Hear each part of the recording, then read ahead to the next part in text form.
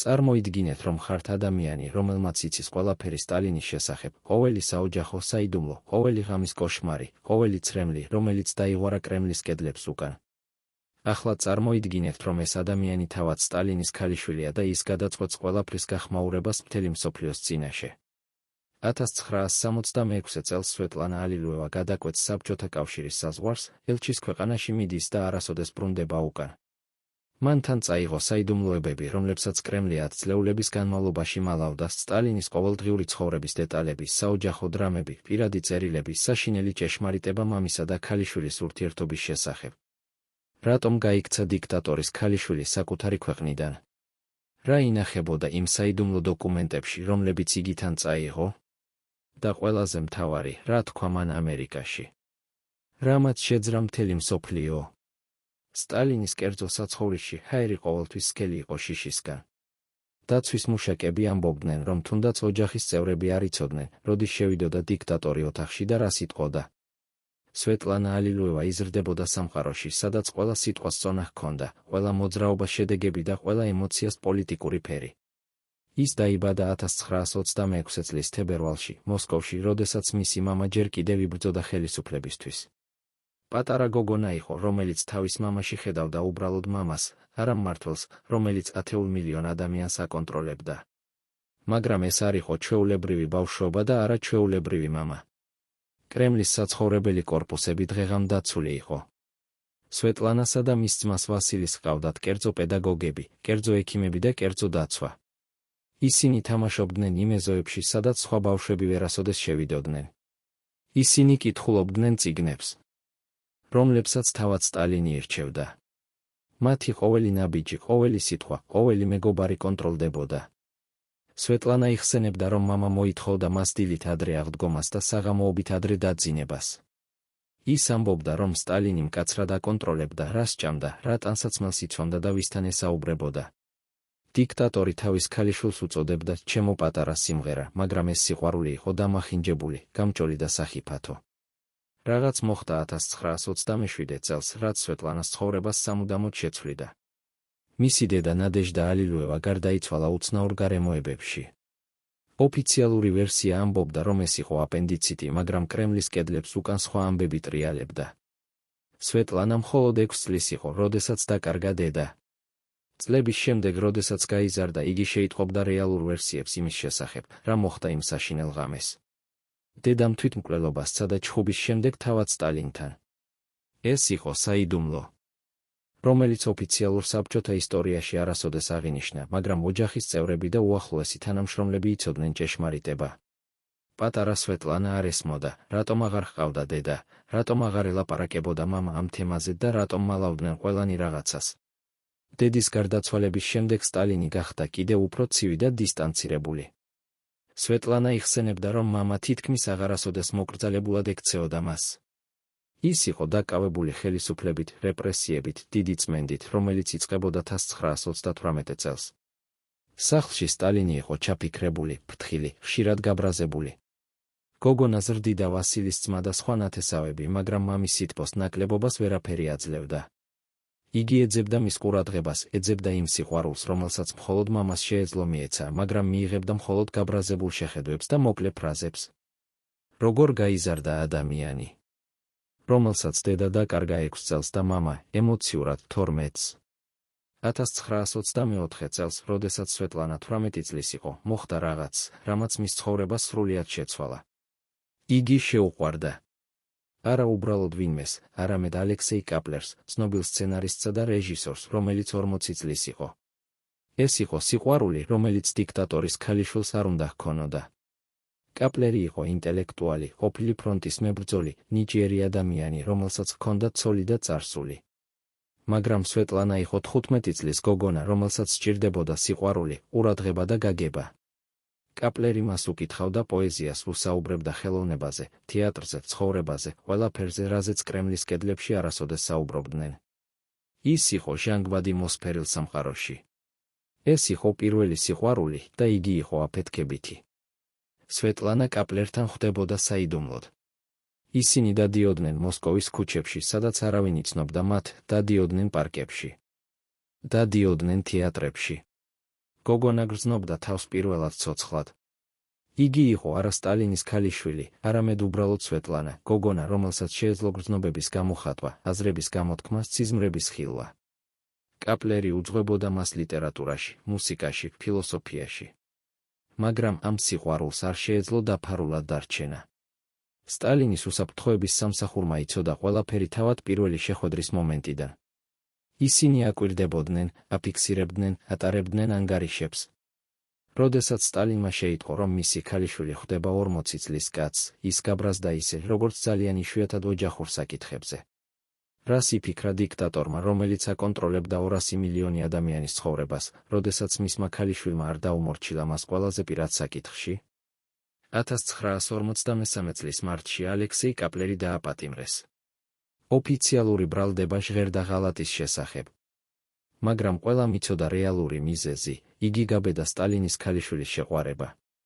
მას მიუსაჯეს 5 წელი შრომითი ბანაკი ვორკუტაში, ყველაზე უკიდურეს ჩრდილოეთში, სადაც ტემპერატურა ზამთარში ვარდებოდა -55 გრადუსამდე.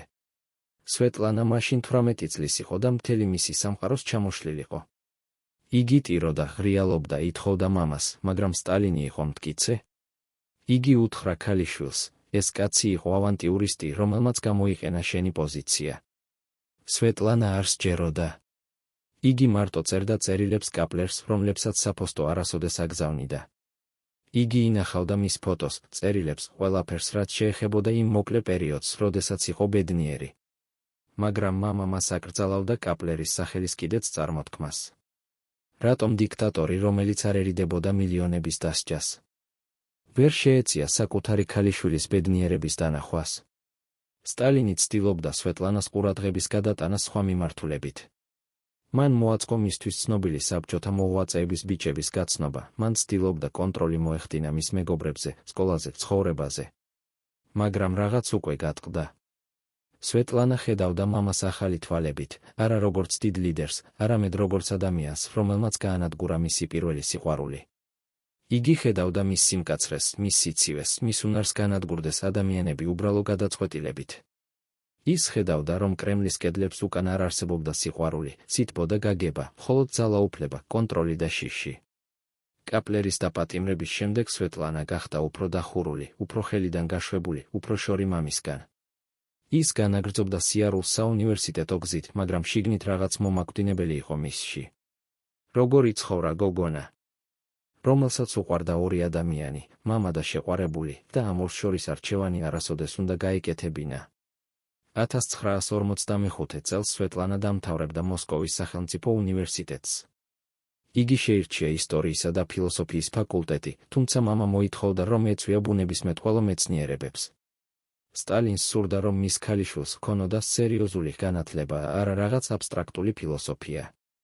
მაგრამ სვეტლანამ პირველად თქვა არა მამის მოთხოვნას. ის შევიდა ფილოლოგიის ფაკულტეტზე და იწყებს სწავლას რუსულ ლიტერატურაში.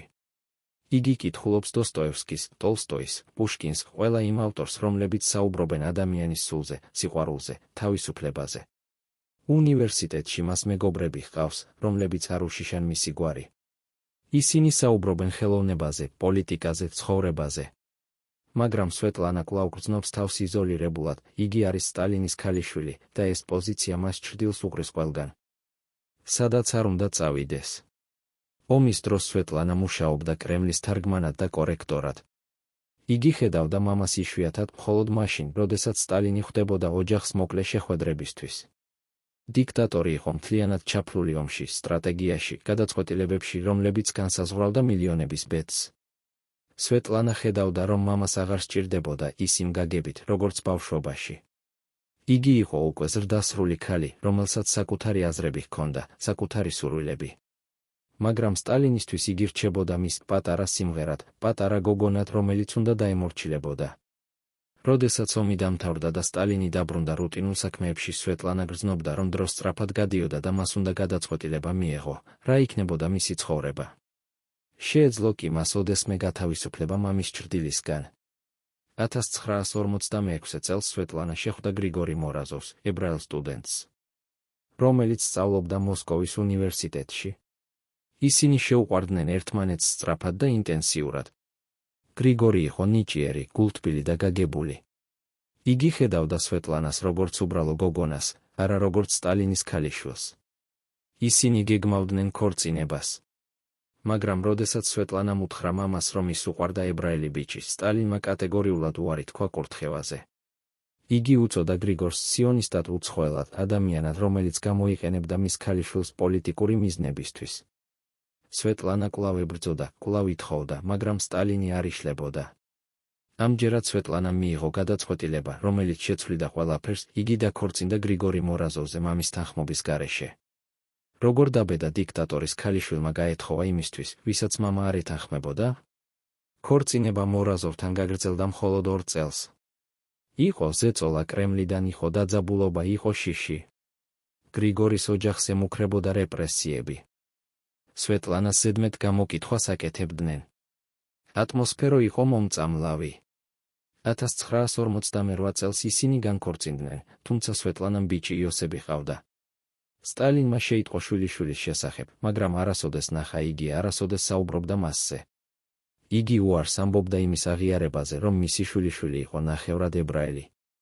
სვეტლანა გრძნობდა თავს იზოლირებულად. იგი იყო განქორწინებული ახალგაზრდა დედა, რომელსაც არ ჰყავდა მამის მხარდაჭერა, არ ჰყავდა ნორმალური პირადი ცხოვრება და არ ჰყავდა პერსპექტივა.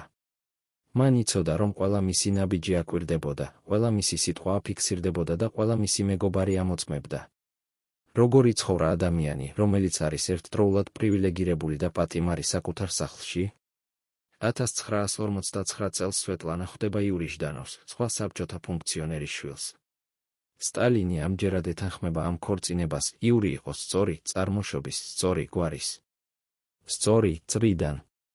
ისინი ქორწინდებიან და 1950 წელს სვეტლანას ბიჭი ეძადება, კატია. ეს იყო მეორე შვილი, მეორე შანსი ნორმალურ ოჯახურ ცხოვრებაზე. მაგრამ ეს ქორწინებაც არ გაძლებდა დიდხანს. სვეტლანა გრძნობდა, რომ ის არ ცხოვრობს ცხოვრებას, არამედ თამაშობს როლს, რომელსაც მას კრემლი აკისრებდა. იგი უნდა იყოს სწორი ცოლი, სწორი დედა, სწორი ქალიშვილი. მაგრამ შიგნით იგი გრძნობდა სიცარიელეს, გაბრაზებას, იმედგაცრუებას. ის იხსენებდა კაპლერს, მის პირველ სიყვარულს, იმ დროს, როდესაც გრძნობდა თავის ცოცხალს. ახლა იგი იყო უბრალოდ სტალინის ქალიშვილი, ფიგურა, რომელსაც იყენებდნენ პოლიტიკური მიზნებისთვის. როდის გადაწყვეტდა სვეტლანა, რომ საკმარისი იყო ამ როლის თამაში? 1952 წელს სტალინი დაავადდა. ოფიციალურად არაფერი არ აღნიშნულა, მაგრამ კრემლის კედლებში ყველა მიცოდა, რომ დიქტატორის ჯანმრთელობა სწრაფად გაუარესდა. სვეტლანა ხედავდა მამას იშვიათად და ყოველ შეხვედრაზე აღნიშნავდა, რომ ის გახდა უფრო სუსტი, უფრო გაბრაზებული, უფრო პარანოიდული. სტალინი ეჩვობდა ყველას, მის ექიმებს, მის თანამშრომლებს, თუნდაც ოჯახის წევრებს. მან იწყო ცნობილი ექიმთა საქმე, რეპრესიები იმ ექიმების წინააღმდეგ, რომლებიც მკურნალობდნენ საბჭოთა ელიტას. სვეტლანა ხედავდა, რომ მამა ეშინოდა შხამის, ეშინოდა მოკვლის, ეშინოდა ღალატის. იგი იზოლირებული იყო თავის დაჩაში კუნძეოში, სადაც ცხოვრობდა უმეტეს დროს. სვეტლანა აჰყვებოდა მას იმედით, რომ იპოვიდა რაიმე ღამის კავშირს, რაიმე მომენტს, როდესაც შეეძლებოდა რეალურად ესაუბრა მამას. მაგრამ ეს მომენტი არასოდეს მოვიდა. რა თქმა უნდა, სვეტლანამ უკვე იცოდა, მან დაკარგა მამა არა მაშინ, როდესაც ის გარდაიცვალა, არამედ ბევრი წლით ადრე.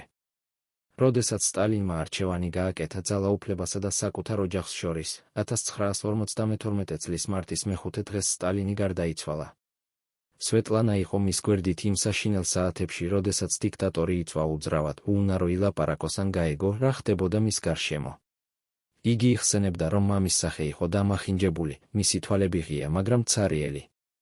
ოთახში იყვნენ პოლიტბიუროს წევრები, ექიმები, დაცვის მუშაკები, ყველანი ელოდნენ დასასრულს. სვეტლანა ჯდა კუთხეში და უყურებდა, როგორ კვდებოდა ადამიანი, რომელიც იყო მისი მამა, მაგრამ არასოდეს იყო რეალური მშობელი. იგი გრძნობდა უცნაურ ემოციათა ნარევს, სიმწარეს, შიშს, თუნდაც გარკვეულ შვებას.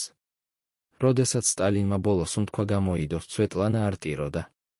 იგი უბრალოდ ჯდა და აფიქრებდა, რა იქნებოდა ახლა მისი ცხოვრება. შეეძლო კი მას ოდესმე გათავისუფლება ამ მძიმე მემკვიდრეობისგან. და ყველაზე მთავარი, ვინ იყო რეალურად იოსებ სტალინი, არა როგორც დიქტატორი, არამედ როგორც მამა. სტალინის გარდაცვალების შემდეგ სვეტლანას ცხოვრება შეიცვალა, მაგრამ არა ისე, როგორც იგი იმედოვნებდა. იგი კვლავ იყო სტალინის ქალიშვილი, მაგრამ ახლა ეს სტატუსი იყო კიდევ უფრო რთული. ხრუშჩოვის ეპოქაში, როდესაც იწყებოდა დესტალინიზაცია, სვეტლანა გრძნობდა თავს ორ ცეცხლს შორის. ერთი მხრივ საბჭოთა ხელისუფლება ცდილობდა დისტანცირებას სტალინის რეპრესიებისგან. მეორე მხრივ სვეტლანა იყო ცოცხალი შეხსენება იმ ეპოქისა. იგი მუშაობდა თარგმანად, ცხოვრობდა მოსკოვში, ზრდიდა ორ შვილს. მაგრამ შიგნით იგი გრძნობდა, რომ ეს არ იყო ის ცხოვრება, რომელიც მას სურდა. იგი კითხულობდა დასავლურ ლიტერატურას, რომელიც ფარულად შემოდიოდა საბჭოთა კავშირში. იგი ესმოდა, რომ არსებობდა სხვა სამყარო, სადაც ადამიანებს შეეძლოთ თავისუფლად ფიქრი, თავისუფლად საუბარი, თავისუფლად ცხოვრება. მაგრამ როგორ შეეძლო სტალინის ქალიშვილს ამ სამყაროში მოხვედრა? 1965 წელს სვეტლანა შეხვდა ბრაჯეშ სინგს, ინდოელ კომუნისტს, რომელიც ცხოვრობდა მოსკოვში. ბრაჯეში იყო ინტელექტუალი, ფილოსოფოსი, ადამიანი, რომელიც საუბრობდა სულიერებაზე, აღმოსავლურ ფილოსოფიაზე, ცხოვრების აზრზე. სვეტლანა შეუყვარდა მას სწრაფად და ღრმად. ეს არ იყო ახალგაზრდული გატაცება, როგორც კაპლერთან. ეს იყო მომწიფებული სიყვარული, დაფუძნებული გაგებაზე, პატივისცემაზე, საერთო ხედვებზე. ბრაჯეში ესაუბრებოდა მას ინდოეთზე, ინდუიზმზე, ბუდიზმზე, ყველაფერზე, რაც იყო შორს საბჭოთა იდეოლოგიისგან. სვეტლანა გრძნობდა, რომ ბოლოს იპოვა ადამიანი, რომელიც მას ხედავდა როგორც ადამიანს, არა როგორც სტალინის ქალიშვილს. ისინი გეგმავდნენ ქორწინებას, მაგრამ საბჭოთა ხელისუფლება კატეგორიულად უარს ამბობდა ამ კავშირზე. სტალინის ქალიშვილი არ შეეძლო დაქორწინებულიყო უცხოელზე, განსაკუთრებით ინდოელზე. ეს იყო პოლიტიკური სკანდალი, რომელიც კრემლს არ სჭირდებოდა. სვეტლანა კვლავ იბრძოდა. მაგრამ ამჯერად მან იცოდა, ეს იყო მისი ბოლო შანსი რეალურ ბედნიერებაზე. 1966 წლის ოქტომბერში ბრაჯეში სინგი გარდაიცვალა მოსკოვში. ოფიციალური მიზეზი იყო ფილტვის კიბო, მაგრამ სვეტლანა ეჩვობდა, რომ რაღაც სხვა მოხდა. ბრაჯეშის ოჯახი მოითხოვდა მისი ფერფლის დაბრუნებას ინდოეთში და სვეტლანამ გადაწყვიტა, რომ თავად წაიყვანდა მას. იგი მიმართა საბჭოთა ხელისუფლებას ნებართვით გასვლისთვის ინდოეთში. ეს იყო უპრეცედენტო თხოვნა, სტალინის ქალიშვილი არასოდეს არ ყოფილა საბჭოთა კავშირის გარეთ. კრემლი ყოყმანობდა, მსჯელობდა, ამოწმებდა. საბოლოოდ 1967 წლის დეკემბერში სვეტლანას მისცეს ნებართვა 3 თვის ვიზიტისთვის ინდოეთში. იგი გაფრინდა დელიში, თან ჰქონდა ბრაჯეშის ფერფლი და საიდუმლო გეგმა, რომელზეც არავინ იცოდა. ეს იყო მისი ბოლო შანსი გათავისუფლებაზე. მაგრამ რა ელოდა მას ინდოეთში? და რა იქნებოდა? თუ საბჭოთა ხელისუფლება გაიგებდა მის რეალურ განზრახვებს? ინდოეთში სვეტლანა ჩაატარა ბრაჯეშის დაკრძალვის ცერემონია და შემდეგ დარჩა დელიში. იგი ცხოვრობდა ბრაჯეშის ნათესავებთან, სწავლობდა ინდურ კულტურას, ფილოსოფიას, რელიგიას. პირველად თავის ცხოვრებაში იგი გრძნობდა თავს თავისუფლად.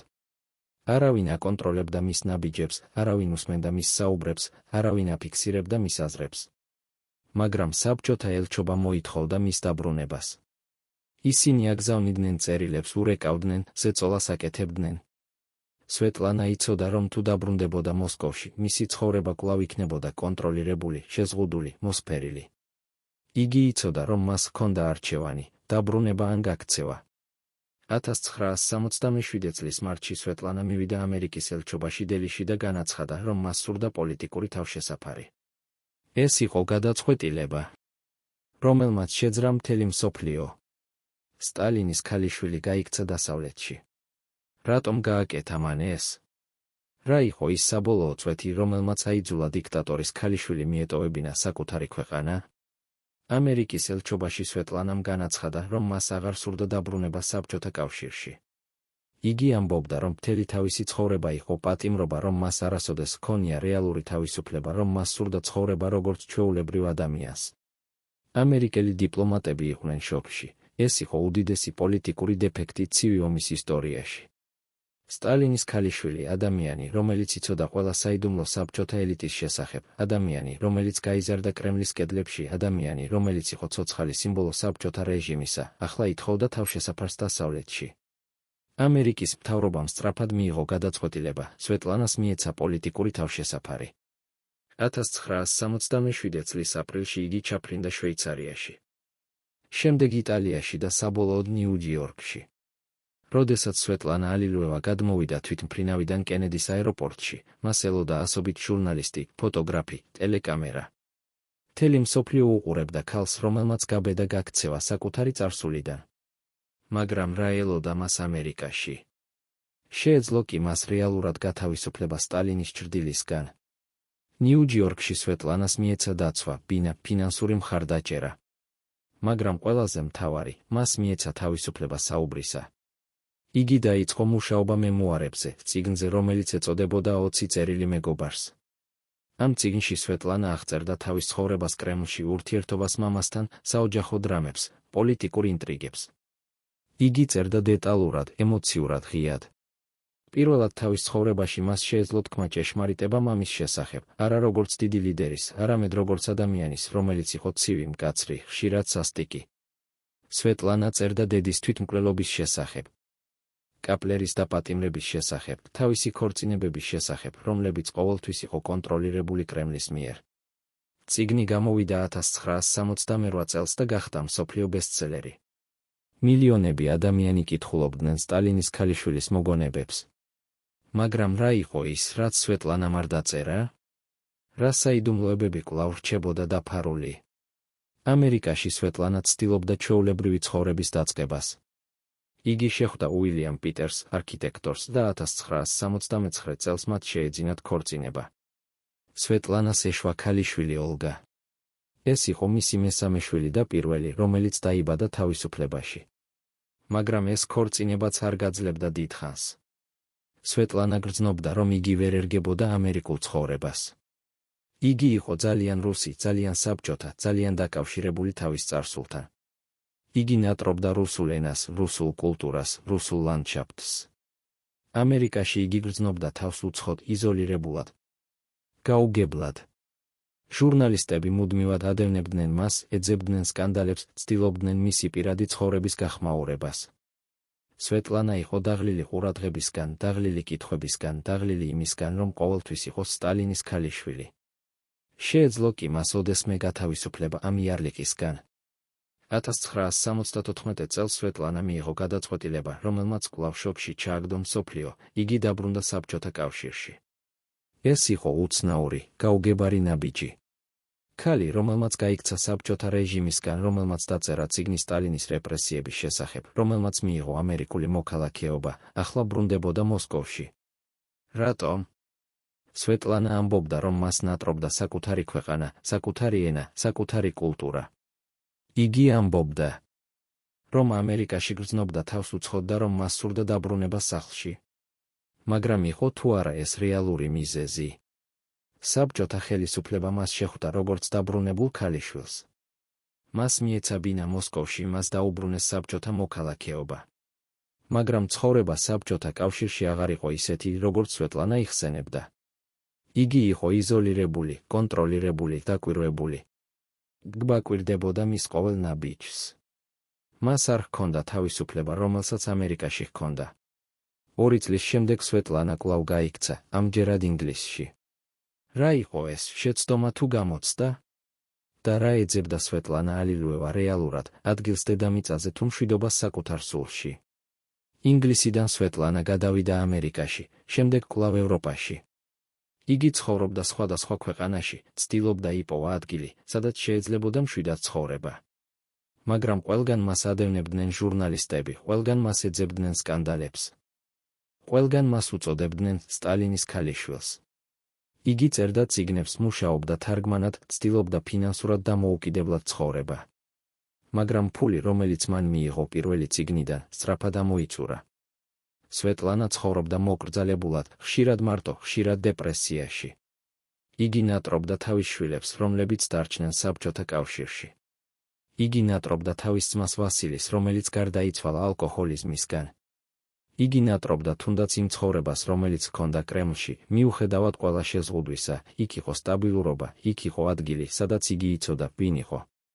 ახლა იგი იყო მიგრანტი, ლტოლვილი, ადამიანი უსახლკარო. როგორ მოხდა, რომ დიქტატორის ქალიშვილი, რომელსაც ჰქონდა ყველაფერი, დასრულდა ცხოვრება მარტოობაში და სიღარიბეში? 1991 წელს დაიშალა საბჭოთა კავშირი. სვეტლანა უყურებდა ამ მოვლენებს ტელევიზორით, სადაც არ უნდა ყოფილიყო იმ მომენტში. იგი ხედავდა, როგორ ინგრეოდა იმპერია, რომელიც მის მამამ ააშენა. იგი ხედავდა, როგორ იხსნებოდა ხალხი რეპრესიებისგან, როგორ იხსნებოდა არქივები, როგორ ამჟღავნებდნენ სტალინის დანაშაულებს. სვეტლანა გრძნობდა უცნაურ ემოციებს. ერთი მხრივ იგი იყო მშვიდი, რომ ჭეშმარიტება ბოლოს გამოვიდა. მეორე მხრივ იგი გრძნობდა სირცხვილს, რომ იყო ამ ადამიანის ქალიშვილი. იგი იცოდა, რომ მილიონები ადამიანები იტანჯებოდნენ მისი მამის ბრძანებით. იგი იცოდა, რომ მისი პრივილეგირებული ბავშვობა იყო აშენებული სხვების ტანჯვაზე. როგორ იცხოვრა ადამიანი ამ ცოდნით? როგორ შეეძლო მას ოდესმე იპოვა მშვიდობა? ბოლო წლები სვეტლანა ცხოვრობდა ვისკონსინში, პატარა ქალაქ რიჩლენდ ცენტერში. იგი ცხოვრობდა მოკრძალებულ სახლში, თითქმის არ გამოდიოდა გარეთ, თითქმის არ ესაუბრებოდა ჟურნალისტებს. იგი იყო დაღლილი ყურადღებისგან, დაღლილი კითხვებისგან, დაღლილი იმისგან, რომ ყოველთვის იყო სტალინის ქალიშვილი. მეზობლები ამბობდნენ, რომ იგი იყო მარტოხელა ქალი, რომელიც კითხულობდა წიგნებს, ხატავდა, სრუნავდა ბაღზე. ისინი არ იცოდნენ, რომ ეს ქალი იყო ადამიანი, რომელმაც იცოდა ყველა საიდუმლო ერთ-ერთი ყველაზე სასტიკი დიქტატორის შესახებ. ისინი არ იცოდნენ, რომ ეს ქალი იყო ადამიანი, რომელმაც გაიარა გზა კრემლის პალატებიდან ამერიკული პროვინციის მოკრძალებულ სახლამდე. 2011 წლის ნოემბრის 22 დღეს სვეტლანა ალილუევა გარდაიცვალა კოლონკიბოსგან. მას იყო 85 წელი. იგი გარდაიცვალა მარტო შორს თავისი ქვეყნისგან, შორს თავისი ოჯახისგან, შორს ყველაფრისგან, რაც იყო მისი ცხოვრების პირველ ნახევარში. მაგრამ რა დატოვა სვეტლანა ალილუევამ მსოფლიოს? რა იყო მისი რეალური მემკვიდრეობა? არქივებში, რომლებიც გაიხსნა საბჭოთა კავშირის დაშლის შემდეგ, იპოვეს დოკუმენტები, რომლებიც ადასტურებდნენ სვეტლანას მოგონებებს. იყო წერილები, რომლებსაც სტალინი წერდა თავის ქალიშვილს. იყო ანგარიშები კგბ-ს აგენტებისგან, რომლებიც აკვირდებოდნენ სვეტლანას ყოველ ნაბიჯს. იყო მედიცინური ჩანაწერები, რომლებიც აჩვენებდნენ, რომ სტალინი რეალურად იყო ავად ბოლო წლებში. იყო დოკუმენტები ნადეჟდა ალილუევას გარდაცვალების შესახებ, რომლებიც ადასტურებდნენ, რომ ეს იყო თვითმკვლელობა, არა აპენდიციტი. იყო საქმეები ალექსეი კაპლერის შესახებ, რომელიც რეალურად იყო დაპატიმრებული მხოლოდ იმიტომ, რომ შეუყვარდა სტალინის ქალიშვილი. ყველა ეს დოკუმენტი ადასტურებდა, რომ სვეტლანა ალილუევა წერდა ჭეშმარიტებას. მაგრამ იყო თუ არა რაღაც, რაც იგი არ თქვა? იყო თუ არა საიდუმლოებები, რომლებიც კვლავ დარჩა დაფარული? ერთ-ერთი ყველაზე საინტერესო დოკუმენტი, რომელიც იპოვეს არქივებში, იყო სტალინის პირადი დღიური, რომელიც იგი აწარმოებდა ბოლო წლებში. ამ დღიურში სტალინი წერდა თავის შიშებზე, თავის ეჭვებზე, თავის ოჯახზე. ერთ-ერთ ჩანაწერში იგი წერდა, სვეტლანა არის ერთადერთი ადამიანი, რომელიც მე მიყვარს, მაგრამ მე ვერ ვუჩვენებ მას ამას. მე უნდა ვიყო ძლიერი, მე უნდა ვიყო მკაცრი. თუ მე ვუჩვენებ სისუსტეს, ისინი გამოიყენებენ ამას ჩემს წინააღმდეგ. ეს ჩანაწერი აჩვენებს, რომ სტალინი რეალურად უყვარდა თავისი ქალიშვილი, მაგრამ მისი პარანოია და მისი პოზიცია არ აძლევდა მას საშუალებას გამოეხატა ეს სიყვარული. სვეტლანა არასოდეს წაიკითხა ეს სიტყვები. იგი გარდაიცვალა იმის გაგებით, რომ მამა არასოდეს უყვარდა მას. მაგრამ იყო თუ არა ეს ჭეშმარიტება? შეეძლო კი დიქტატორს, რომელიც მოკლა მილიონები, რეალურად უყვარდეს ვინმე? სვეტლანას შვილები, იოსები, კატია და ოლგა ცხოვრობდნენ სხვადასხვა ქვეყანაში და თითქმის არ ესაუბრებოდნენ ერთმანეთს. იოსები დარჩა რუსეთში და გახდა ექიმი. კატია ცხოვრობდა რუსეთში და მუშაობდა მეცნიერად. ოლგა ცხოვრობდა ამერიკაში და ცდილობდა დისტანცირებას თავისი ოჯახის ისტორიისგან. ისინი იშვიათად საუბრობდნენ დედაზე, იშვიათად საუბრობდნენ ბაბუაზე. ისინი ცდილობდნენ ცხოვრება როგორც ჩვეულებრივი ადამიანები. არა როგორც სტალინის შთამომავლები. მაგრამ შეეძლო კი მათ ოდესმე გათავისუფლება ამ მემკვიდრეობისგან. შეეძლო კი მათ ოდესმე ცხოვრება უბრალოდ როგორც ადამიანებს, არა როგორც სტალინის შვილიშვილებს. დღეს, 10 წლეულების შემდეგ სვეტლანას გარდაცვალებიდან, მისი ისტორია კვლავ აღუევს დებატებს. ზოგიერთი ამბობს, რომ იგი იყო გმირი, რომელმაც გაბედა გაქცევა დიქტატურისგან და გახმაურება ჭეშმარიტება. სხვები ამბობენ, რომ იგი იყო ტრაგიკული ფიგურა, რომელმაც ვერასოდეს იპოვა თავისი ადგილი მსოფლიოში. კიდევ სხვები ამბობენ, რომ იგი იყო უბრალოდ ადამიანი, რომელიც ცდილობდა გადარჩენას უკიდურეს გარემოებებში. მაგრამ რა არის რეალური ჭეშმარიტება სვეტლანა ალილუევას შესახებ? იყო თუ არა იგი მსხვერპლი თავისი მამის რეჟიმისა? იყო თუ არა იგი გმირი, რომელმაც გაბედა წინააღმდეგობა? თუ იყო იგი უბრალოდ ადამიანი, რომელიც ეძებდა სიყვარულს, გაგებას და მშვიდობას იმ სამყაროში, რომელიც არასოდეს მისცა მას ეს? სვეტლანა ალილუევას ისტორია არის ისტორია სიყვარულისა და ღალატის, თავისუფლებისა და პატიმრობის, ძიებისა და დაკარგვის შესახებ. ეს არის ისტორია ქალის შესახებ, რომელიც დაიბადა პრივილეგიაში, მაგრამ იცხოვრა ტრაგედიაში. ეს არის ისტორია ქალის შესახებ, რომელმაც გაბედა გაქცევა ყველაზე ძლიერი რეჟიმისგან მსოფლიოში, მაგრამ ვერასოდეს იპოვა რეალური თავისუფლება. ეს არის ისტორია ქალის შესახებ, რომელიც ცდილობდა გათავისუფლებას თავისი მამის ჩრდილისგან, მაგრამ ეს ჩრდილი მას მიჰყვებოდა ყველგან, სადაც არ უნდა წასულიყო. და ყველაზე მთავარი, ეს არის ისტორია იმის შესახებ, რომ ზოგჯერ ყველაზე რთული არ არის გაქცევა ფიზიკური პატიმრობისგან, არამედ გათავისუფლება ემოციური და ფსიქოლოგიური ტვირთისგან, რომელსაც ვატარებთ საკუთარ შიგნით. შეეძლო კი სვეტლანა ალილუევას ოდესმე რეალურად გათავისუფლება სტალინის ქალიშვილის როლისგან? თუ ეს იყო ბედი, რომელსაც იგი ატარებდა დაბადებიდან გარდაცვალებამდე, ამერიკაში სვეტლანას პირველი წიგნის გამოცემის შემდეგ დაიწყო რაღაც, რაც მას არასოდეს ელოდა, მსოფლიო ინტერესი არა მხოლოდ მისი მამის, არამედ მისი პირადი ცხოვრების მიმართ. გამომცემლები სთავაზობდნენ მას $1000 ახალი წიგნებისთვის, ჟურნალისტები ელოდნენ მის სახლის წინ, ფოტოგრაფები ცდილობდნენ მისი ყოველდღიური ცხოვრების დაფიქსირებას. სვეტლანა გრძნობდა თავს როგორც ცირკის ცხოველი, ყველას სურდა მისი ნახვა, მაგრამ არავის სურდა მისი რეალური გაგება. იგი იხსენებდა, რომ ერთ-ერთ ინტერვიუში ჟურნალისტმა ჰკითხა, როგორ გრძნობთ თავს, როდესაც იცით, რომ თქვენი მამა მოკლა 20 მილიონი ადამიანი? სვეტლანა დუმდა რამდენიმე წუთს და შემდეგ უპასუხა, მე ვგრძნობ თავს როგორც ადამიანი, რომელმაც დაკარგა მამა ბევრად ადრე, ვიდრე ის გარდაიცვალა. ეს პასუხი იყო ყველაზე გულწრფელი, რაც მან ოდესმე გასცა. მაგრამ ესმოდა თუ არა ვინმეს. რას ნიშნავდა ეს სიტყვები? ესმოდა თუ არა ვინმეს, რომ სვეტლანა არ იყო მხოლოდ სტალინის ქალიშვილი, არამედ ადამიანი, რომელსაც ჰქონდა საკუთარი ტკივილი, საკუთარი ტრაგედია, საკუთარი ძიება. 1969 წელს სვეტლანა დაწერა მეორე წიგნი, მხოლოდ ერთი წელი. ამ წიგნში იგი აღწერდა თავის ბოლო წელს საბჭოთა კავშირში, პერიოდს სტალინის გარდაცვალებიდან თავისი გაქცევამდე. იგი წერდა იმაზე, როგორ იცვლებოდა საბჭოთა საზოგადოება ხრუშჩოვის მმართველობის დროს, როგორ იხსნებოდა ხალხი შიშისგან, როგორ იწყებდნენ საუბარს იმაზე, რაზეც 10 წლეულების განმავლობაში დუმდნენ. მაგრამ სვეტლანა წერდა აგრეთვე იმაზე, რომ ეს გახსნა იყო ზედაპირული, ღრმად საბჭოთა სისტემა რჩებოდა იგივე, კონტროლირებული, რეპრესიული, შიშით გაჯერებული. იგი წერდა, რომ მისი გადაწყვეტილება გაქცევის შესახებ არ იყო იმპულსური, ეს იყო შედეგი წლების განმავლობაში დაგროვილი გამოცდილებისა. წლების განმავლობაში დაგროვილი იმედგაცრუებისა. წიგნში იყო ერთი პარაგრაფი, რომელიც განსაკუთრებით შთამბეჭდავი იყო, მე გავიქეცი არა იმიტომ, რომ მცულდა ჩემი ქვეყანა. მე გავიქეცი იმიტომ, რომ მე მცულდა ის, რაც ჩემი ქვეყანა გახდა ჩემი მამის ბრძანებით. ეს იყო განცხადება, რომელიც აჩვენებდა, რომ სვეტლანა კვლავ უყვარდა რუსეთი, რუსული კულტურა, რუსული ხალხი, მაგრამ არა საბჭოთა რეჟიმი. შეეძლო კი ვინმეს გაეგო ეს განსხვავება? ამერიკაში სვეტლანას ცხოვრება იყო სავსე კონტრასტებით. ერთი მხრივ მას ჰქონდა ფინანსური უსაფრთხოება, თავისუფლება გადაადგილებისა, შესაძლებლობა საუბრისა. მეორე მხრივ იგი გრძნობდა თავს მარტოდ, იზოლირებულად, გაუგებლად. მისი ამერიკელი მეგობრები ცდილობდნენ მის გაგებას, მაგრამ როგორ შეეძლოთ მათ გაეგოთ ადამიანი, რომელიც გაიზარდა კრემლში, რომელიც ხედავდა ისტორიას უშუალოდ, რომელიც იცოდა საიდუმლოებები, რომლებსაც მილიონები ადამიანები ვერასოდეს შეიტყობდნენ? სვეტლანა ხშირად ჯდა თავის ბინაში ნიუ-იორკში და უსმენდა რუსულ მუსიკას, ჩაიკოვსკის, რახმანინოს, შოსტაკოვიჩს.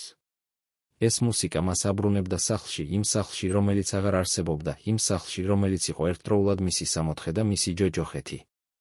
იგი ხშირად ტიროდა ამ მუსიკის მოსმენისას, არა იმიტომ, რომ ნატრობდა სტალინს ან საბჭოთა რეჟიმს, არამედ იმიტომ, რომ ნატრობდა იმ ნაწილს საკუთარი თავისა, რომელიც დარჩა იქ, რუსეთში, იმ ქვეყანაში, რომელიც იყო მისი სამშობლო.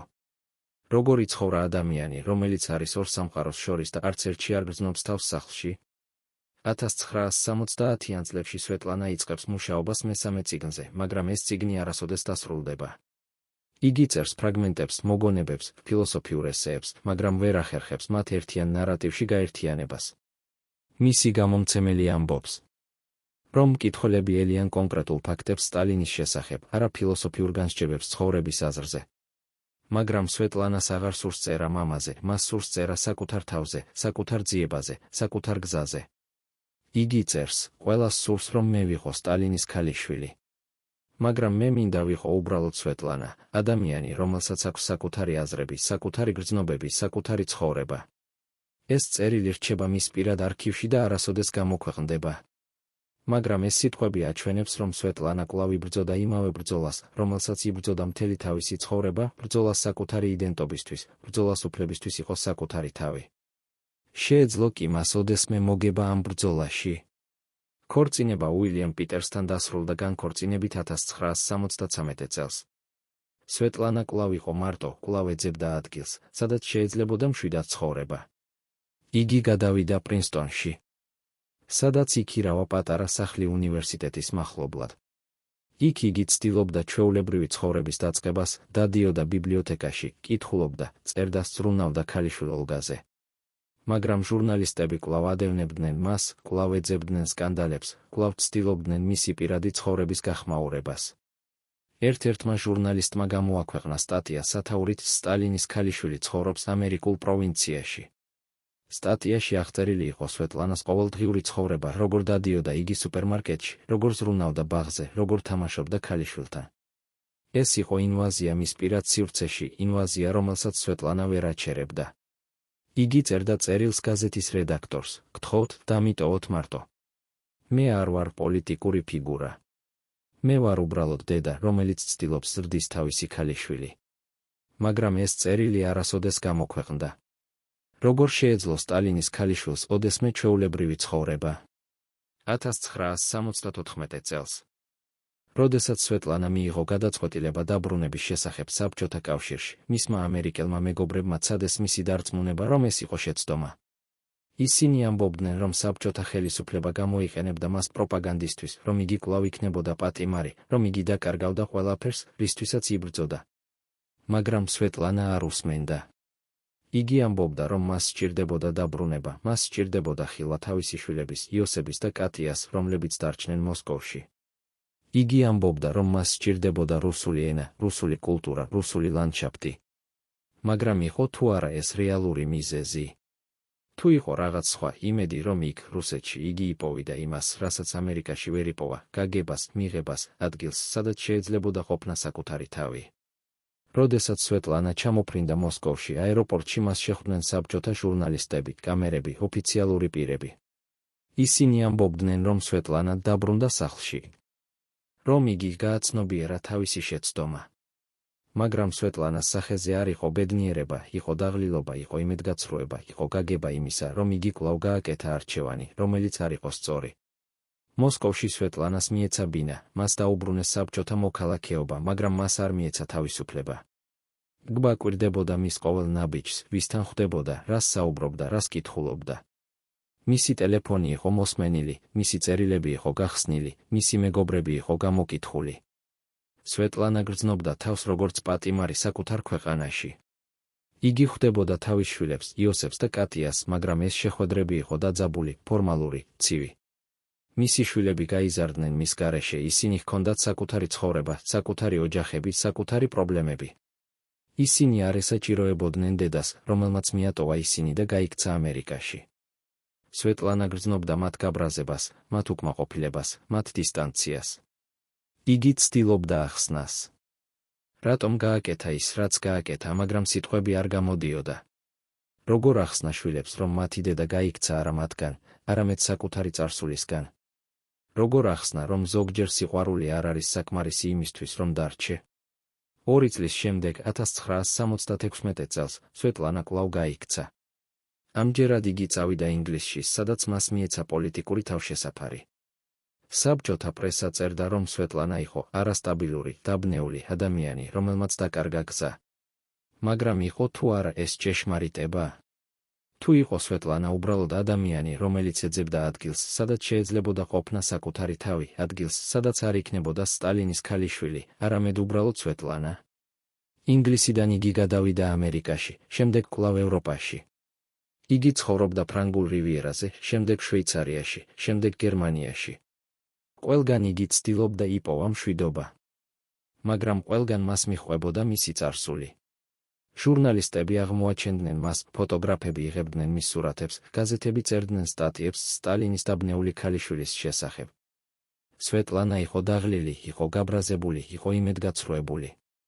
იგი წერდა თავის დღიურში: მე ვცხოვრობ როგორც მოჩვენება, ყველა მხედავს, მაგრამ არავინ მხედავს რეალურად. ეს იყო ყველაზე ზუსტი აღწერა მისი ცხოვრებისა.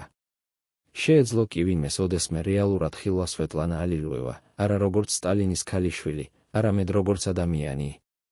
1990-იან წლებში, როდესაც დაიშალა საბჭოთა კავშირი, სვეტლანას შვილები, იოსები და კატია, პირველად საჯაროდ ისაუბრეს დედაზე. ისინი მისცეს ინტერვიუები რუსულ გაზეთებს, სადაც აღწერდნენ თავიანთ ურთიერთობას დედასთან. იოსები ამბობდა: ჩემი დედა იყო ადამიანი, რომელიც ვერასოდეს იპოვა თავისი ადგილი. იგი ეძებდა რაღაცას, რაც არ არსებობდა სამყაროს. სადაც იგი არ იქნებოდა სტალინის ქალიშვილი. კატია ამბობდა: მე ვიცი, რომ ჩემი დედა მიყვარდა ჩვენ, მაგრამ მისი სიყვარული იყო რთული, დამახინჯებული მისი საკუთარი ტრაგედიით. ეს იყო პირველი ჯერ, როდესაც სტალინის შვილიშვილები საჯაროდ საუბრობდნენ თავიანთ ოჯახურ ისტორიაზე. მათი სიტყვები აჩვენებდა, რომ სვეტლანას ტრაგედია არ იყო მხოლოდ მისი პირადი, ეს იყო ოჯახური ტრაგედია, რომელიც გადაეცა თაობიდან თაობას. შეეძლო კი ოდესმე ამ ოჯახს გათავისუფლება სტალინის მემკვიდრეობისგან. ბოლო წლებში სვეტლანა ცხოვრობდა ვისკონსინში, პატარა ქალაქში, სადაც არავინ იცნობდა მას. იგი იყო უბრალოდ ხანდაზმული ქალი, რომელიც ცხოვრობდა მოკრძალებულ სახლში და თითქმის არ გამოდიოდა გარეთ. მისი მეზობლები ამბობდნენ, რომ იგი იყო თავაზიანი, მაგრამ დისტანცირებული. იგი არ საუბრობდა თავის წარსულზე, არ საუბრობდა თავის ოჯახზე, არ საუბრობდა რუსეთზე. იგი უბრალოდ ცხოვრობდა თავის მცირე სამყაროში, სადაც არავინ ეძებდა მას, არავინ აფიქსირებდა მას. არავინ სვამდა კითხვებს. ეს იყო მშვიდობა, რომელსაც იგი ეძებდა მთელი თავისი ცხოვრება. მაგრამ იყო თუ არა ეს რეალური მშვიდობა? თუ იყო ეს უბრალოდ დაღლილობა, კაპიტულაცია, გაგება იმისა, რომ ბრძოლა დასრულდა და იგი წააგო? 2011 წლის ნოემბერში, როდესაც სვეტლანა გარდაიცვალა, მისი ქალიშვილი ოლგა გამოაქვეყნა განცხადება: ჩემი დედა იყო ადამიანი, რომელიც ცხოვრობდა ექსტრემალურ გარემოებებში და ცდილობდა იპოვა თავისი გზა. იგი არ იყო სრულყოფილი, მაგრამ იგი იყო ძლიერი. ეს იყო ყველაზე ზუსტი ეპიტაფია სვეტლანა ალილუევასთვის. იგი არ იყო გმირი, არ იყო მსხვერპლი, იგი იყო უბრალოდ ადამიანი, რომელიც ცდილობდა გადარჩენას. დღეს, წლების შემდეგ სვეტლანას გარდაცვალებიდან, მისი ისტორია კვლავ აღვივებს კითხვებს. ისტორიკოსები იკვლევენ მის წერილებს, მის დღიურებს, მის ინტერვიუებს, ცდილობენ გაიგონ, ვინ იყო რეალურად ეს ქალი. ზოგიერთი ამბობს, რომ სვეტლანა იყო ტრაგიკული ფიგურა, რომელმაც ვერასოდეს იპოვა თავისი ადგილი. სხვები ამბობენ, რომ იგი იყო გმირი, რომელმაც გაბედა წინააღმდეგობა ერთ-ერთ ყველაზე რეპრესიულ რეჟიმს ისტორიაში. კიდევ სხვები ამბობენ, რომ იგი იყო უბრალოდ ადამიანი, რომელიც ცდილობდა ცხოვრებას საკუთარი პირობებით. მაგრამ ყველა თანხმდება ერთ რამეში: სვეტლანა ალილუევას ისტორია არის ისტორია იმის შესახებ, რომ ზოგჯერ ყველაზე რთული არ არის გაქცევა ფიზიკური პატიმრობისგან, არამედ გათავისუფლება ემოციური და ფსიქოლოგიური ტვირთისგან, რომელსაც ვატარებთ საკუთარ შიგნით. სვეტლანა ცდილობდა ამ გათავისუფლებას მთელი თავისი ცხოვრება, მაგრამ ის ბრძოლა იყო ძალიან რთული ერთი ადამიანისთვის. შეეძლო კი მას ოდესმე მოგება? თუ იყო ეს ბრძოლა, რომელიც დაიწყო მისი დაბადებით და დასრულდა მისი გარდაცვალებით, ბრძოლა, რომელშიც გამარჯვება იყო შეუძლებელი. არქივებში, რომლებიც გაიხსნა ბოლო 10 წლეულებში, იპოვეს დოკუმენტები, რომლებიც აჩვენებს, რომ გვაკვირდებოდა სვეტლანას თუნდაც ამერიკაში. ისინი ჰქონდათ აგენტები, რომლებიც აფიქსირებდნენ მის ყოველ ნაბიჯს, ყოველ შეხვედრას, ყოველ საუბარს.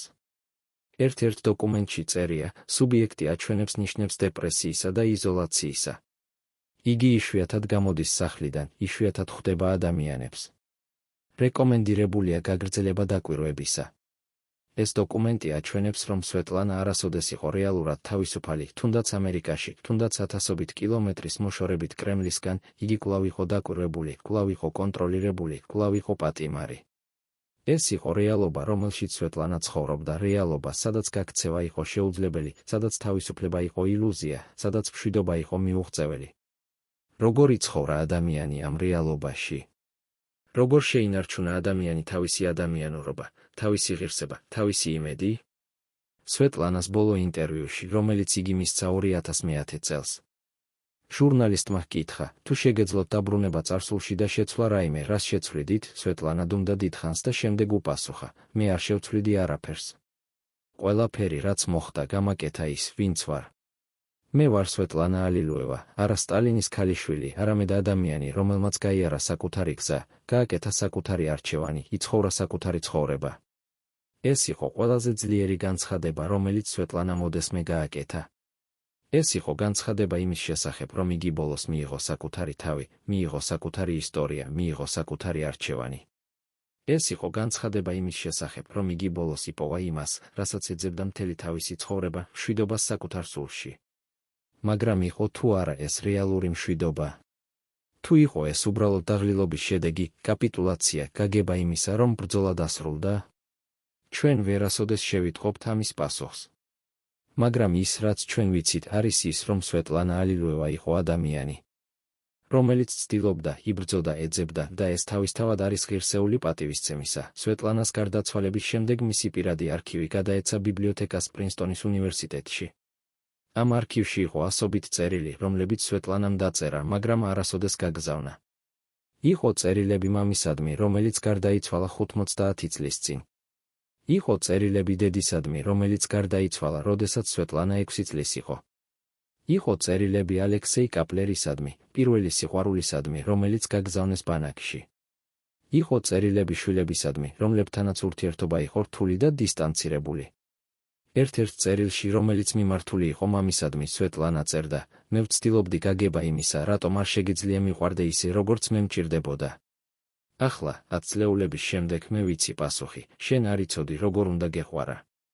შენი მამა არ გასწავლა სიყვარული, შენი ცხოვრება არ გასწავლა სიყვარული.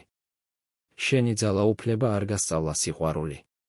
ეს წერილი აჩვენებს, რომ სვეტლანა ბოლოს გაიგო რაღაც ფუნდამენტური, რომ მისი მამა არ იყო უბრალოდ სასტიკი დიქტატორი, არამედ ადამიანი, რომელიც თავად იყო დაზიანებული, დამახინჯებული, უნარო ნორმალური ემოციური კავშირისა. შეეძლო კი ამ გაგებამ მშვიდობის მიცემა სვეტლანას? თუ იყო ეს უბრალოდ კიდევ ერთი ცდა რაციონალიზაციისაც და იმისა, რომ გაეგო გაუგებარი. ისტორიკოსები, რომლებმაც შეისწავლეს სვეტლანას არქივი, აღმოაჩინეს კიდევ ერთი საინტერესო დოკუმენტი, დღიური, რომელიც სვეტლანამ აწარმოა 1952 წლიდან 1955 წლამდე. ამ დღიურში იგი აღწერდა თავის ყოველდღიურ ცხოვრებას კრემლში, თავის აზრებს, თავის შიშებს, თავის იმედებს. ერთ-ერთ ჩანაწერში დათარიღებული 1952 წლის დეკემბრით სვეტლანა წერდა, დღეს მამა მიხედავდა ისე, როგორც არასოდეს ადრე, თითქოს მე ვიყავი უცხო ადამიანი. მისი თვალები იყო ცარიელი, ცივი, შორეული. მე ვიცი, რომ ის ფიქრობს რაღაცაზე საშინელზე, რაღაცაზე, რაც მალე მოხდება. მე მეშინია მისთვის და მეშინია მისგან. ეს ჩანაწერი გაკეთდა რამდენიმე თვით ადრე, ვიდრე დაიწყო ცნობილი ჰექიმთა საქმე რეპრესიები იმ ექიმების წინააღმდეგ, რომლებიც მკურნალობდნენ საბჭოთა ელიტას. სვეტლანა გრძნობდა, რომ რაღაც საშინელი მოდიოდა, მაგრამ ვერ იცოდა რა. როგორ იცხოვრა ადამიანი, რომელიც გრძნობს საფრთხეს, მაგრამ ვერ ხედავს მის წყაროს? როგორ იცხოვრა ადამიანი, რომელიც იცის, რომ მისი მამა არის ადამიანი, რომელსაც შეუძლია ყველაფრის გაკეთება, მათ შორის საკუთარი ოჯახის წევრების დასჯა? დღიურში იყო აგრეთვე ჩანაწერები სვეტლანას ურთიერთობის შესახებ ძმასთან ვასილისთან. ვასილი იყო სტალინის ერთადერთი გადარჩენილი ვაჟი, რომელიც გახდა საჰაერო ძალების გენერალი. მაგრამ ვასილი იყო ალკოჰოლიკი, არასტაბილური, ხშირად აგრესიული. სვეტლანა წერდა, ვასილი ცდილობს გაქცევას მამის ჩრდილისგან ალკოჰოლის საშუალებით. მე ვცდილობ გაქცევას წიგნების საშუალებით. ჩვენ ორივე ვიცით, რომ ეს არის უიმედო, მაგრამ ჩვენ ვაგრძელებთ ცდას. ეს ჩანაწერი აჩვენებს, რომ სტალინის შვილები იცოდნენ, რომ ისინი იყვნენ პატიმრები საკუთარი გვარისა, პატიმრები საკუთარი მამის მემკვიდრეობისა.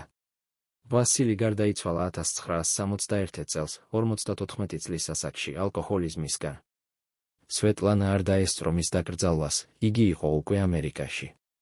მაგრამ როდესაც მან შეიტყო ძმის გარდაცვალების შესახებ, იგი წერდა თავის დღიურში, ვასილი გაიქცა ბოლოს. მან იპოვა თავისუფლება, რომელსაც ჩვენ ორივე ვეძებდით. მე კვლავ ვარ აქ, კვლავ ვეძებ, კვლავ ვცდილობ. რას ნიშნავდა ეს სიტყვები? იყო თუ არა სვეტლანა ეჩვიანი ძმის გარდაცვალების მიმართ? თუ იყო ეს უბრალოდ გამოხატვა იმ ტკივილისა, რომელიც იგი გრძნობდა, როდესაც კარგავდა ერთადერთ ადამიანს? რომელიც რეალურად ესმოდა მისი ტრაგედია. 1990-იან წლებში, როდესაც გაიხსნა საბჭოთა არქივები, ისტორიკოსებმა იპოვეს დოკუმენტები, რომლებიც აჩვენებდა, რომ სტალინი რეალურად გეგმავდა სვეტლანას ქორწინებას კონკრეტულ ადამიანზე, ახალგაზრდა პარტიულ ფუნქციონერზე, რომელიც იყო ლოიალური, კონტროლირებადი, სწორი წარმოშობის. ეს გეგმა არასოდეს განხორციელდა, რადგან სტალინი გარდაიცვალა ადრე. მაგრამ ეს დოკუმენტები აჩვენებს, რომ სტალინი აკონტროლებდა თუნდაც თავისი ქალიშვილის პირად ცხოვრებას, თუნდაც მის ქორწინებას, თუნდაც მის სიყვარულს. სვეტლანა არასოდეს შეიტყო ამ გეგმის შესახებ, იგი გარდაიცვალა 10 წლით ადრე, ვიდრე ეს დოკუმენტები გახდა საჯარო. მაგრამ თუ იცოდა, რას იფიქრებდა, რას გრძნობდა, როდესაც გაიგებდა, რომ თუნდაც მისი ქორწინებები, რომლებიც მას ეჩვენებოდა როგორც პირადი არჩევანი, რეალურად იყო კონტროლირებული, მანიპულირებული. დაგეგმილი მამის მიერ. შეეძლო კი მას ოდესმე გათავისუფლება ამ კონტროლისგან, თუნდაც მამის გარდაცვალების შემდეგ. ერთ-ერთი ყველაზე საინტერესო აღმოჩენა სვეტლანას არქივში იყო წერილები, რომლებიც მან მიიღო ალექსეი კაპლერისგან ბანაკიდან. ეს წერილები არასოდეს მიაღწია სვეტლანას, ისინი იყო ჩამორთმეული კბის მიერ და შენახული საიდუმლო არქივში. წერილებში კაპლერი წერდა თავის ცხოვრებაზე ბანაკში, თავის იმედებზე, თავის სიყვარულზე სვეტლანას მიმართ. ერთ-ერთ წერილში, დათარიღებული 1945 წლით, კაპლერი წერდა: სვეტლანა, მე ვიცი, რომ შენ არასოდეს წაიკითხავ ამ წერილს. მე ვიცი, რომ ისინი არასოდეს გაგზავნიან მას შენთან. მაგრამ მე ვწერ, რადგან ეს არის ერთადერთი რამ, რაც მე შემიძლია, შენთან საუბარი, თუნდაც ამ გზით. მე კვლავ გიყვარვარ, კვლავ მახსოვხარ, კვლავ მიმაჩნია, რომ ჩვენი შეხვედრა იყო ყველაზე ლამაზი რამ, რაც ოდესმე მომხდარა ჩემს ცხოვრებაში. ეს წერილი აჩვენებს, რომ კაპლერი არასოდეს დაივიწყა სვეტლანა, არასოდეს შეწყვიტა მისი სიყვარული, თუნდაც ბანაკში, თუნდაც უკიდურეს პირობებში. სვეტლანა არასოდეს წაიკითხა ეს სიტყვები. იგი გარდაიცვალა იმის გაგებით, რომ კაპლერი შესაძლოა დაივიწყა მას, შესაძლოა გააბრაზა მას, შესაძლოა დაადანაშაულა მას თავის ბედისთვის. მაგრამ რეალობა იყო სხვა, კაპლერი არასოდეს დაივიწყა, არასოდეს შეწყვიტა სიყვარული. როგორ შეცვლიდა ეს ცოდნა სვეტლანას ცხოვრებას, თუ მან იცოდა ეს? 1954 წელს, 5 წლის შემდეგ მისი დაპატიმრებიდან, ალექსეი კაპლერი გათავისუფლდა ბანაკიდან. იგი დაბრუნდა მოსკოვში და განაგრძო მუშაობა კინოში. მან ცადა სვეტლანასთან დაკავშირება, მაგრამ კბა აკონტროლებდა ყველა მის ნაბიჯს. ყოველი მცდელობა სვეტლანასთან შეხვედრისა იყო დაბლოკილი. კაპლერმა იცოდა, რომ თუ ის გააგრძელებდა ცდას, ის კვლავ დააპატიმრებდნენ. ამიტომ მან შეწყვიტა. მან დაქორწინდა სხვა ქალზე, ჰყავდა შვილები. განაგრძო კარიერა. მაგრამ მისი მეგობრები ამბობდნენ, რომ კაპლერი არასოდეს დაივიწყა სვეტლანა, არასოდეს შეწყვიტა მისი სიყვარული. ის გარდაიცვალა 1999 წელს, 81 წლის ასაკში. სვეტლანა იმ დროს ცხოვრობდა ამერიკაში და არ იცოდა კაპლერის გარდაცვალების შესახებ.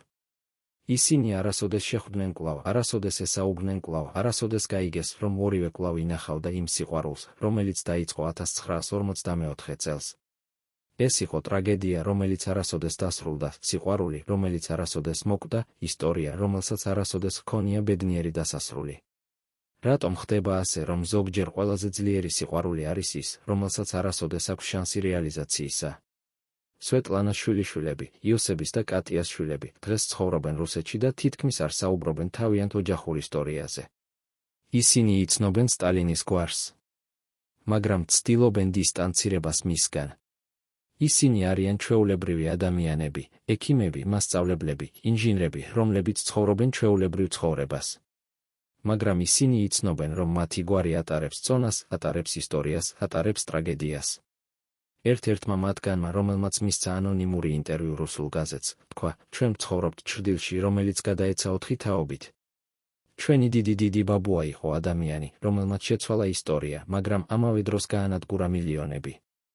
ჩვენი ბებია იყო ქალი, რომელმაც ცადა გაქცევა ამ მემკვიდრეობისგან, მაგრამ ვერასოდეს შეძლო. ჩვენ ვცდილობთ ცხოვრებას როგორც ჩვეულებრივი ადამიანები, მაგრამ ეს ჩრდილი მუდმივად არის აქ. ეს სიტყვები აჩვენებს, რომ სტალინის მემკვიდრეობა არ არის მხოლოდ პოლიტიკური ან ისტორიული, ეს არის პირადი, ოჯახური, ემოციური მემკვიდრეობა, რომელიც გადაეცა თაობიდან თაობას. შეეძლო კი ოდესმე ამ ოჯახს გათავისუფლება ამ მემკვიდრეობისგან. თუ ეს არის ბედი, რომელიც მათ ატარებენ სამუდამოდ, 2021 წელს 10 წლის შემდეგ სვეტლანას გარდაცვალებიდან რუსეთის მთავრობამ გახსნა ახალი არქივები, რომლებიც შეიცავდა დოკუმენტებს სტალინის ოჯახის შესახებ.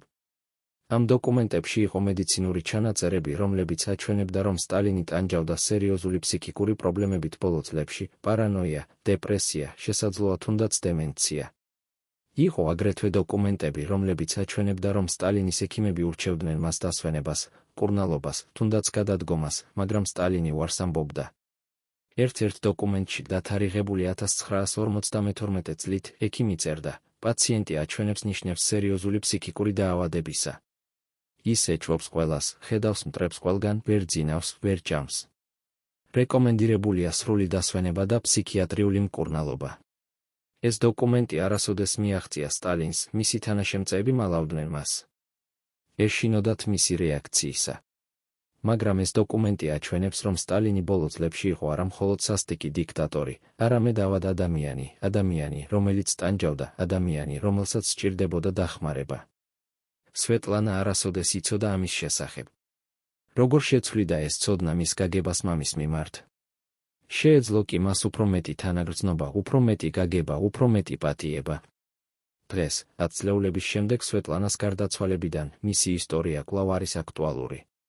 ფსიქოლოგები იყენებენ მის შემთხვევას როგორც მაგალითს იმისა, როგორ გავლენას ახდენს ტრავმატული ბავშვობა ზრდასრული ცხოვრების ყველა ასპექტზე. ისტორიკოსები იყენებენ მის მოგონებებს როგორც წყაროს სტალინის პირადი ცხოვრების შესახებ. ფემინისტები იყენებენ მის ისტორიას როგორც მაგალითს იმისა, როგორ ებრძვიან ქალები პატრიარქალურ სისტემებს. პოლიტიკური მეცნიერები იყენებენ მის გაქცევას როგორც მაგალითს იმისა, როგორ ებრძვიან ინდივიდები ტოტალიტარულ რეჟიმებს. მაგრამ ყველაზე მთავარი სვეტლანას ისტორია არის უნივერსალური ისტორია იმის შესახებ, როგორ ეძებს ადამიანი თავის ადგილს მსოფლიოში, როგორ ებრძვის ადამიანი საკუთარ წარსულს, როგორ ცდილობს ადამიანი იყოს საკუთარი თავი იმ სამყაროში, რომელიც მუდმივად ცდილობს მის განსაზღვრას, მის კატეგორიზაციას, მის შეზღუდვას. ეს არის ისტორია, რომელიც რეზონანსს იწვევს ყველა ადამიანში, რომელიც ოდესმე გრძნობდა თავს იზოლირებულად, გაუგებლად და კარგულად. ეს არის ისტორია, რომელიც გვასწავლის, რომ ზოგჯერ ყველაზე რთული ბრძოლა არის არა ბრძოლა გარე მტრებთან, არამედ ბრძოლა შიდა დემონებთან, ბრძოლა საკუთარ წარსულთან, ბრძოლა საკუთარ შიშებთან. სვეტლანა ალილუევას ბოლო სიტყვები, რომლებიც ჩაწერილია მის ბოლო ინტერვიუში, იყო: მე ვიცხოვრე ცხოვრება, რომელიც არავის სურდა. მე ვიყავი ადამიანი, რომელიც არავის სურდა ყოფილიყავი. მე ვიბრძოდი ბრძოლებში, რომლებიც არავის სურდა მებრძოლა. მაგრამ მე ვიცხოვრე. მე ვიბრძოდი. მე ვიყავი. და ეს არის ერთადერთი რამ, რაც რეალურად მნიშვნელოვანია. ეს სიტყვები არის ყველაზე ძლიერი დასკვნა სვეტლანას ცხოვრებისა. ეს არის განცხადება იმის შესახებ, რომ მიუხედავად ყველა ტრაგედიისა, ყველა ტკივილისა, ყველა დაკარგვისას, სვეტლანა ალილუევა იცხოვრა, იბრძოდა, იყო და ეს თავისთავად არის გამარჯვება. ეს არის გამარჯვება არა იმ გაგებით, რომ იგი მიაღწია ყველაფერს, რაც სურდა, არამედ იმ გაგებით, რომ იგი არასოდეს შეწყვიტა ცდა, არასოდეს შეწყვიტა ბრძოლა, არასოდეს შეწყვიტა ძიება. და ალბათ ეს არის ყველაზე მნიშვნელოვანი გაკვეთილი, რომელიც ჩვენ შეგვიძლია ავიღოთ სვეტლანა ალილუევას ცხოვრებიდან, რომ ცხოვრება არის არა დანიშნულების შესახებ, არამედ მოგზაურობის შესახებ, არა შედეგის შესახებ, არამედ პროცესის შესახებ, არა იმის შესახებ, თუ სად მივაღწიეთ, არამედ იმის შესახებ, თუ როგორ ვიცხოვრეთ გზაზე. 1990-იან წლებში, როდესაც საბჭოთა კავშირი დაიშალა და რუსეთი შევიდა ახალ ეპოქაში, სვეტლანას სახელი კვლავ გამოჩნდა რუსულ მედიაში. ახალგაზრდა ჟურნალისტები, რომლებიც გაიზარდნენ უკვე სხვა დროში, ცდილობდნენ გაეგოთ, ვინ იყო ეს ქალი, რომელმაც გაბედა გაქცევა საბჭოთა კავშირიდან ცივი ომის მწვერვალზე. რუსულმა ტელევიზიამ გააკეთა დოკუმენტური ფილმი სვეტლანას შესახებ, სადაც ინტერვიუები მისცეს მისმა ყოფილმა მეგობრებმა, კოლეგებმა, ნათესავებმა. ერთ-ერთი მათგანი, ყოფილი უნივერსიტეტის მეგობარი იხსენებდა, სვეტლანა იყო ადამიანი, რომელიც ყოველთვის ეძებდა რაღაცას, რაც არ არსებობდა, ადგილს, სადაც იგი იქნებოდა უბრალოდ სვეტლანა, არა სტალინის ქალიშვილი. იგი კითხულობდა ფილოსოფიას, პოეზიას, ეძებდა პასუხებს კითხვებზე, რომლებსაც ჩვენ, ჩვეულებრივი ადამიანები, ვერასოდეს ვსვამდით. კიდევ ერთი მეგობარი ამბობდა, როდესაც სვეტლანამ გაიქცა ამერიკაში. ჩვენ ყველანი ვიყავით შოკში. მაგრამ ამავე დროს ჩვენ ვიცოდით, რომ ეს იყო ერთადერთი გზა მისთვის, თუ იგი დარჩებოდა, იგი მოკვდებოდა შიგნიდან ნელა მტკივნეულად. ეს მოგონებები აჩვენებს, რომ სვეტლანას გარშემო მყოფი ადამიანები ესმოდათ მისი ტრაგედია, ესმოდათ მისი ძიება, ესმოდათ მისი ტკივილი. მაგრამ შეეძლოთ კი მათ რეალურად დახმარება? შეეძლოთ კი მათ რაიმე გაკეთება იმისთვის, რომ სვეტლანა იპოვა ის, რასაც ეძებდა? 2006 წელს ამერიკულმა ჟურნალისტმა მიიღო ინტერვიუ სვეტლანასგან, რომელიც გახდა მისი ბოლო დიდი ინტერვიუ. ამ ინტერვიუში სვეტლანა საუბრობდა თავის ცხოვრებაზე, თავის არჩევანზე, თავის შეცდომებზე. ჟურნალისტმა ჰკითხა, თუ შეგეძლოთ დაბრუნება 1967 წელში და გადაწყვეტილების შეცვლა, დარჩებოდით თუ არა საბჭოთა კავშირში? სვეტლანა უპასუხა, ეს არის კითხვა, რომელსაც მე ვსვამ საკუთარ თავს ყოველდღე ბოლო 50 წლის განმავლობაში. და პასუხი არის, არა. მე არ დავრჩებოდი. რადგან თუ მე დავრჩებოდი, მე არ ვიქნებოდი მე. მე ვიქნებოდი ის, ვინც მათ სურდათ ყოფილიყავი, სტალინის ქალიშვილი, სიმბოლო, ფიგურა, არა ადამიანი. ეს პასუხი იყო ყველაზე გულწრფელი, რაც სვეტლანამ ოდესმე გასცა. ეს იყო აღიარება იმისა, რომ მისი გაქცევა იყო არა პოლიტიკური აქტი, არამედ პირადი აქტი, აქტი თვითშენარჩუნებისა, აქტი თვითგანსაზღვრისა. მაგრამ ღირდა კი ეს გადაწყვეტილება იმ ფასს, რომელიც სვეტლანამ გადაიხადა, დაკარგა შვილები, დაკარგა სამშობლო, დაკარგა იდენტობა. ინტერვიუში სვეტლანა საუბრობდა აგრეთვე თავის ურთიერთობაზე შვილებთან. იგი ამბობდა, ჩემი ყველაზე დიდი სინანული არის ის, რომ მე ვერ ვიყავი ის დედა, რომელიც მათ სჭირდებოდათ. მე ვცდილობდი, მაგრამ ჩემი საკუთარი ტრაგედია იყო ძალიან დიდი, ძალიან მძიმე. მე ვერ შევძელი მისი დატოვება იმისთვის, რომ სრულად ყოფილიყავი მათთვის. ეს სიტყვები აჩვენებს, რომ სვეტლანა აცნობიერებდა თავის შეცდომებს, აცნობიერებდა თავის უნარობას იყოს ის დედა, რომელიც მისი შვილები იმსუქებდნენ. მაგრამ ეს აცნობიერება მოვიდა ძალიან გვიან, მაშინ, როდესაც შვილები უკვე გაიზარდნენ, როდესაც ურთიერთობები უკვე დაზიანდა, როდესაც დრო უკვე გავიდა. შეეძლო კი სვეტლანას რაიმე სხვაგვარად მოქცევა. შეეძლო კი მას ყოფნა ერთდროულად ის, ვინც იგი იყო და ის დედა, რომელიც მისი შვილები სჭირდებოდათ? თუ ეს იყო შეუძლებელი არჩევანი, რომელშიც ყოველთვის ვინმე კარგავდა? ბოლო წლებში სვეტლანა წერდა მემუარებს, რომლებიც არასოდეს გამოქვეყნდა. ეს იყო ფრაგმენტები, მოგონებები, ფილოსოფიური განსჯები. ერთ-ერთ ფრაგმენტში იგი წერდა, ცხოვრება არის არა ის, რაც გვემართება, არამედ ის, როგორ ვპასუხობთ იმას, რაც გვემართება. ჩემს ცხოვრებაში მომხდარა ბევრი რამ, რაც არ უნდა მომხდარიყო. მაგრამ ჩემი პასუხები იყო ჩემი, არა ჩემი მამის. არა საბჭოთა ხელისუფლების, არა ამერიკული საზოგადოების. ჩემი პასუხები იყო ჩემი და ეს არის ერთადერთი რამ, რაზეც მე მაქვს კონტროლი. ეს სიტყვები აჩვენებს, რომ სვეტლანა ბოლოს მივიდა გარკვეულ მშვიდობასთან, არა იმ გაგებით, რომ იგი იყო კმაყოფილი თავისი ცხოვრებით, არამედ იმ გაგებით, რომ იგი მიიღო თავისი არჩევანი, მიიღო თავისი შედეგები, მიიღო თავისი ბედი. ეს იყო მშვიდობა, რომელიც მოდის არა გარემოებებიდან, არამედ შიდა მიღებიდან. შეეძლო კი ამ მშვიდობამ კომპენსაცია გაეკეთებინა ყველა იმ ტკივილისთვის, ყველა იმ დაკარგვისთვის, ყველა იმ მარტოობისთვის, რომელიც სვეტლანამ განიცადა. 2011 წლის ნოემბერში, როდესაც სვეტლანა გარდაიცვალა, მისი გარდაცვალების ამბავი გავრცელდა მთელ მსოფლიოში. გაზეთები წერდნენ ნეკროლოგებს, ტელევიზიები აკეთებდნენ სპეციალურ გადაცემებს, ისტორიკოსები აძლევდნენ კომენტარებს.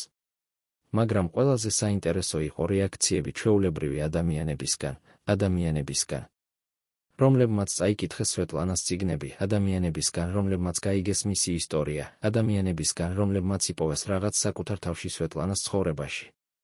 ერთ-ერთი მკითხველი წერდა, სვეტლანა ალილუევას ისტორია არის ჩემი ისტორია, ისტორია ადამიანისა, რომელიც ეძებს თავის ადგილს, რომელიც ებრძვის საკუთარ წარსულს, რომელიც ცდილობს იყოს საკუთარი თავი.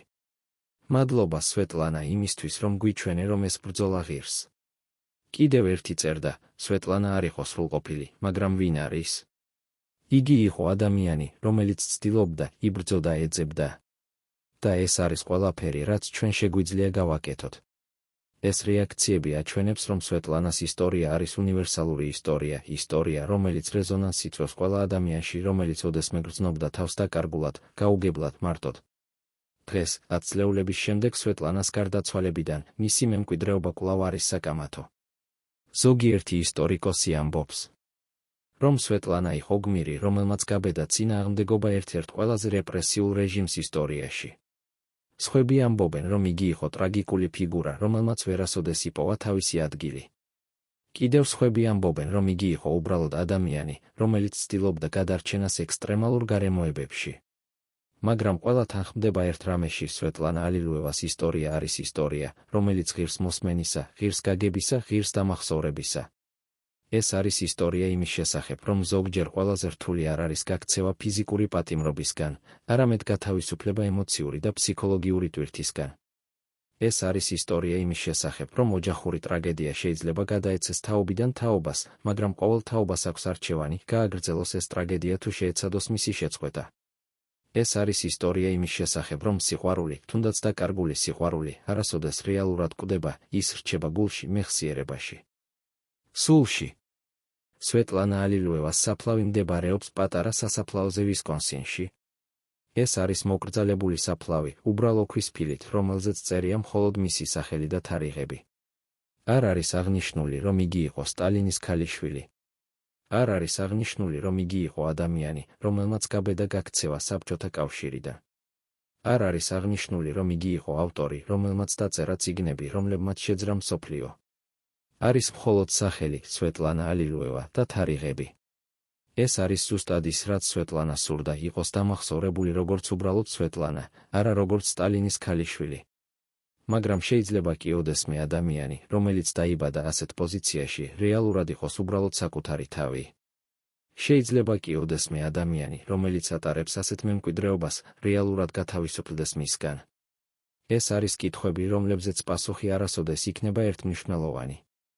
მაგრამ ის, რაც ჩვენ ვიცით, არის ის, რომ სვეტლანა ალილუევა ცდილობდა მთელი თავისი ცხოვრება, ცდილობდა ბოლოს უთქვამდე, ცდილობდა იმედის წინააღმდეგ. და ეს თავისთავად არის ღირსეული პატივისცემისა, დამახსოვრებისა, აღიარებისა. ბოლო სიტყვები, რომლებიც სვეტლანამ თქვა თავის ქალიშვილ ოლგასთან, იყო: მე ვიცხოვრე ცხოვრება, რომელიც არავის სურდა. მაგრამ ეს იყო ჩემი ცხოვრება. და მე ვარ მშვიდი. ეს სიტყვები არის ყველაზე ძლიერი დასკვნა სვეტლანა ალილუევას ცხოვრებისა. ეს არის განცხადება იმის შესახებ, რომ მიუხედავად ყველა ტრაგედიისა, ყველა ტკივილისა, ყველა დაკარგვისა, სვეტლანა ბოლოს იპოვა ის, რასაც ეძებდა მთელი თავისი ცხოვრება, მშვიდობა საკუთარ სულში. ეს არის მშვიდობა, რომელიც მოდის არა გარე მოებებიდან, არამედ შიდა მიღებიდან, შიდა გაგებიდან, შიდა პატიებიდან. ეს არის მშვიდობა, რომელიც ღირს ყველა იმ ბრძოლისა, ყველა იმ ტანჯვისა, ყველა იმ ძიებისა. და ალბათ ეს არის ყველაზე მნიშვნელოვანი გაკვეთილი, რომელიც ჩვენ შეგვიძლია ავიღოთ სვეტლანა ალილუევას ცხოვრებიდან, რომ მშვიდობა არის არა ის, რაც გვხვდება, არამედ ის, რასაც ვქმნით საკუთარ შიგნით, რომ თავისუფლება არის არა ის, სადაც ვართ, არამედ ის, ვინ ვართ, რომ ბედნიერება არის არა ის, რაც გვაქვს, არამედ ის, როგორ ვცხოვრობთ. სვეტლანა ალილუევა იცხოვრა, იბრძოდა, ეძებდა და ბოლოს იპოვა. და ეს არის ყველაფერი, რაც რეალურად მნიშვნელოვანია.